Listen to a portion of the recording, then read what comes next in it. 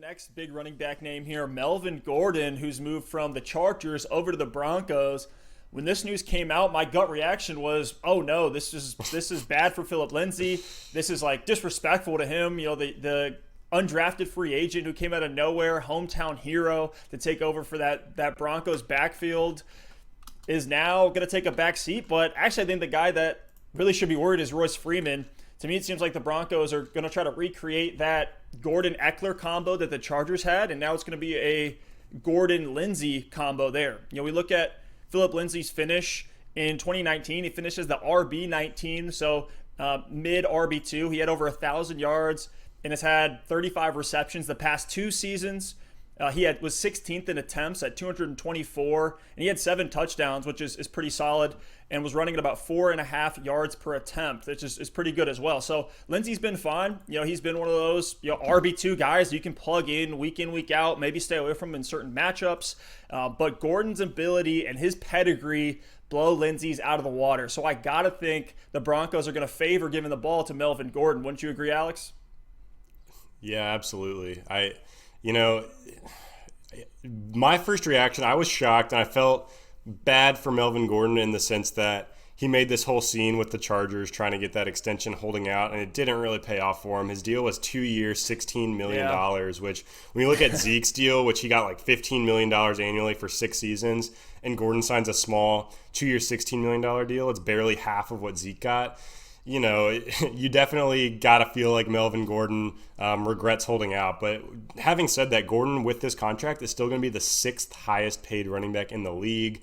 So with his talent and with the money that the Broncos were able to give him, you've got to think that, they're going to use him and feature him in that offense. So if we look at the Broncos' share of the backfield last season, Philip Lindsay had 14 carries a game, and Royce Freeman had 8 carries a game. So that's 22 total carries a game for those two guys. Like you said, I think Royce Freeman is essentially obsolete at this point. But with those 22 carries, I could easily see it almost being a 50-50 split from a carry standpoint. I think each Lindsay and Gordon are going to get about 10 to 12 carries per game. But then when you factor in the receiving work and you factor in the goal line work, I think that's where Melvin Gordon is going to be featured. So I definitely think Gordon is still going to be a running back 2 with upside, because he's not going to be a workhorse. Lindsay still will get his. But the carry volume plus the touchdown work and the receiving work kind of puts him over the top and separates him from some of these other guys in his tier. As far as Philip Lindsay goes, though, I'm not super excited about him. I'm not really touching him even in that timeshare, because I think he could fall into that boat where he's almost like a Carlos Hyde for Houston last season, where he's getting carries. He might have some 100-yard games. He might have some big plays, but he doesn't really have the upside anymore. He's not catching the ball. He's not getting as many touchdowns, and he's a really solid back for this team. But for a fantasy perspective, he's like a low-end running back 2, maybe a flex. So that's my gut reaction. Steph, what do you think about that? Are you interested in Philip Lindsay at all in 2020? I might keep my eyes on him. I'm a guy who really looks for running backs that get a lot of receiving work. If it tends to trend that way, I'm a huge fan of Austin Eckler. Did a great deal for my teams last season. So if I can pick up another guy in that position, potentially. It's just we don't have such a large sample size with Drew Lock yet, so it's hard to definitively say if that is going to be the case. I'm sure we're going to have some fantasy players that go all in and think this Broncos offense is going to be greatly improved. I'm sure you have others that think they're going to be towards the bottom like they were. They do run more than the Chargers. Now, take into account the check down volume that Rivers was throwing Eckler's way and even Gordon's way for a big chunk as well. But if we look at Gordon, he had 8 touchdowns last year in just 12 games. Now it's 11th among all running backs. He had 42 receptions, which is more than Philip Lindsay. And again, in 4 less games. If you think he plays those 4 games, he ends up right around where he has been the last couple of years when he had 50 and 58 receptions in those last 2 seasons. So I think Gordon is still going to get plenty of passing work as well. The range of outcomes I do see is pretty wide. Will Gordon finish as a mid to low RB2 with top 15 upside? That's kind of where I have him right now. I think Drew Lock gets a bump from this, and he'll have even more weapons. They're putting everything around him that he needs to prove himself. So if you have Lindsay, if you've invested in him in Dynasty, something like that, all you're praying for now is for the Broncos to go down big early in every game and need to pass it to him and check it down. The Broncos offense, young and inexperienced. So they're going to be boom bust. They're going to have their moments. They're going to have their stinkers. Do we think the Broncos are going to be able to score as often as the Chargers? What are your thoughts on that? No, definitely not. And we've talked about it before with this offense. We've talked about their need for another wide receiver. We both really like Noah Fant as a breakout candidate this year. But you think about Cortland Sutton and Noah Fant kind of as the key pass catchers on this offense, and with a young quarterback in Drew Lock, you do have to think that those targets are going to have to go somewhere, and it's not all going to go to Tim Patrick split out on the other side. So I do think there is a decent amount of receiving work to be had for these running backs, but I don't think it's going to be Phillip Lindsay. Last season, Royce Freeman actually got more targets than Phillip Lindsay. Lindsay only had 3 targets a game. He was able to turn that into 35 catches on those 48 targets, but the receiving work hasn't always been there. It's never been how they've used them.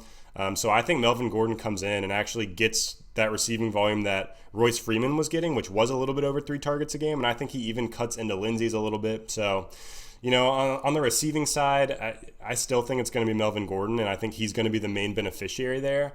And even splitting time with Austin Eckler last season, we know Austin Eckler, what he does is catch the ball. We know he's a receiving back, he's a scat back, but Melvin Gordon, when he came back last season after the holdout, he still got 5 targets a game in that offense, and that's on top of what Austin Eckler had. So I think he's proven it as a receiver in the past. He's going to keep doing that moving forward. And over the back half of last season, over the last 8 games, Melvin Gordon was actually running back 9 in half PPR.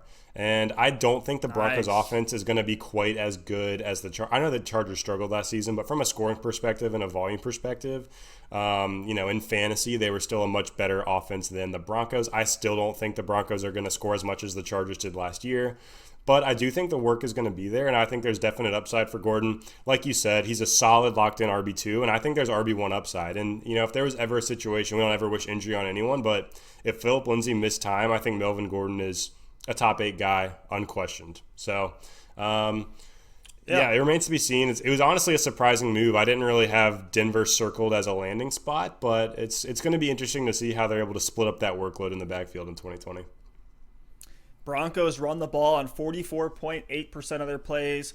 The Chargers run the ball on 38% of their plays. So you got to think there's an uptick in just rushing volume in general there. I have a few names, a few comparison points that I want to throw out there for you, Alex.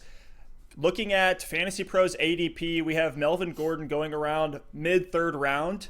So let's see where you have him at in your ranking. So would you rather have on draft day, as of everything we know right now, Melvin Gordon or Kenyon Drake? Give me Kenyon Drake all day.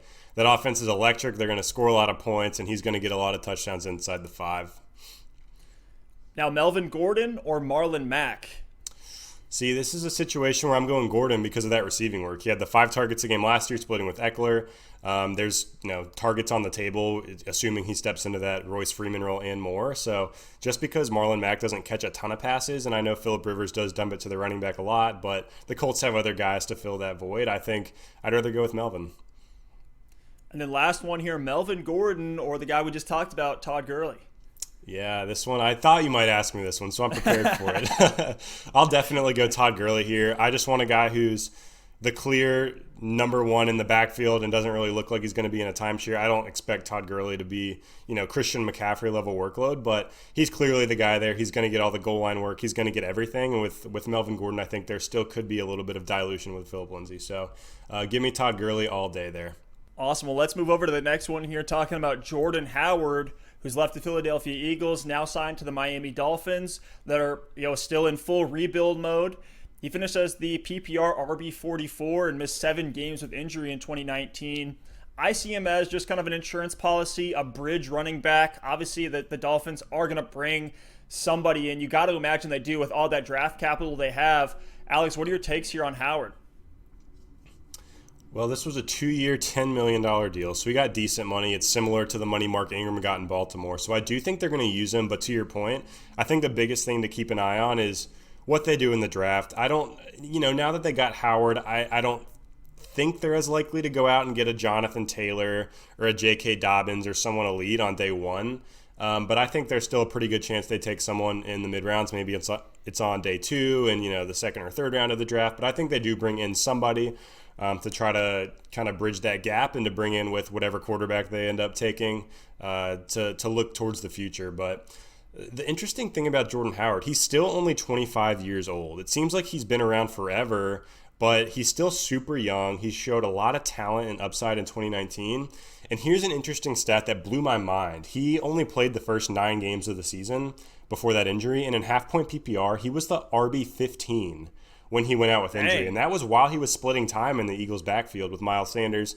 And I know Miles Sanders was kind of getting ramped up at that point as a rookie, but that was on only 13 carries a game. He's only getting 1 reception a game. We know he doesn't really have the receiving skill set, but he was getting it done. So, my expectation for Jordan Howard is a low-end RB2 or a flex, just because I think the Dolphins' offense isn't going to be as good as the Eagles was. I don't think the offensive line is as good. I don't think there's going to be as much room to run, and I don't think the touchdown volume is going to be there. And then from the receiving side, we know he doesn't really give you a ton of cushion or baseline, in PPR, half PPR formats, just because he doesn't catch a ton of passes. So I think if Miami does end up drafting a running back at some point, then Jordan Howard's a running back 2 or a flex or a guy you can play if you need to, but he's not going to be someone that you want to have locked into your lineup every week. But if Miami doesn't draft a running back or they wait till round 6 or 7 to take one, I think Howard's a top 20 guy, because this is an offense that, they're building with a lot of young pieces. Ryan Fitzpatrick likely will start the season as the starting quarterback. It remains to be seen. We'll see if they end up getting Tua or somebody that they want to throw in immediately. But the offense should be able to score. They shouldn't be as bad as they were last year, at least through the first half with Josh Rosen. So, I think the efficiency for Howard will decrease compared to last year, but the usage will increase. I think he'll get more than 13 carries a game, especially early on. And one last piece on that offensive line, the Dolphins' O-line, according to Football Outsiders' run blocking grade, was dead last in the NFL in 2019. So there's definitely not going to be a ton of running room. Jordan Howard's a north and south guy, but maybe he can squeeze out like 3.5, 4 yards per carry and get some more attempts to give him some value. But Steph, what do you think? Do you like Jordan Howard at all? Do you think he's a guy you can rely on as an RB2, or is he more of a flex type play for you? He's a low end RB2 for me as it stands right now. I'm definitely more interested in him earlier on in the season. He's averaging 55 yards per game when he was splitting carries over the last 2 seasons in Philly. You kind of like that, with some obvious variance in there depending on game script. But at 4.4 yards per attempt in 2019 and 6 touchdowns in that short sample size of games, I could see Howard being one of those guys that, is getting you 40 to 70 yards a game. Some of the games, kind of like he was having towards the end of his stint with the Bears, where he can have those 2 touchdown games. They're going to give it to him on the goal line. We can look back to Howard's rookie season. It seems like he's really made an entire career off that first year, where I was all in on him after that first year. He had 1,300 yards and ran at a very nice 5.2 yards per clip, finishing as the RB10 in 2016. His usage is so contingent on who they bring in. I could see him being relegated to nothing more than a third down back, a goal line back, and maybe first or second down guy, short yardage situations. It's just tough to know how the Finns are going to use him, especially because we don't have a huge sample size under new coach Flores. Hasn't had a ton of time running that offense for us to really understand his plan. Especially looking at last year when we had half a season of Kenyon Drake, the Kalen Ballage experiment, and then the intern Patrick Laird coming in hot towards the end. Yeah. But nothing really else to say here on Howard, I don't think. So let's go ahead and move on. Awesome. So next we're going to actually talk about some of the wide receiver signings and guys that have changed teams this offseason. The big names really stayed put. Amari Cooper stayed in Dallas, AJ Green staying in Cincinnati, but Robbie Anderson signed a 2-year, $20 million deal with the Carolina Panthers. This was a little bit surprising to me. It's not one of the premier landing spots I saw from him from a fantasy football perspective. I think it could be a great move for the Carolina Panthers, kind of rebuilding that offense under Matt Rule. Steph, tell me what you think about this Robbie Anderson move, and what do you think for him? What do you think his expectations are in 2020 from a fantasy football perspective? Robbie's been one of those guys that's always shown flashes to be one of their top-tier deep threats in the NFL, and I think he made a smart move here by leaving a team coached by Adam Gase. He took about, the Panthers only offered him $2 million more, and he took it. Seemed like the Jets kind of got stubborn there in that deal, but I do like this as a move, both for Robbie Anderson and for the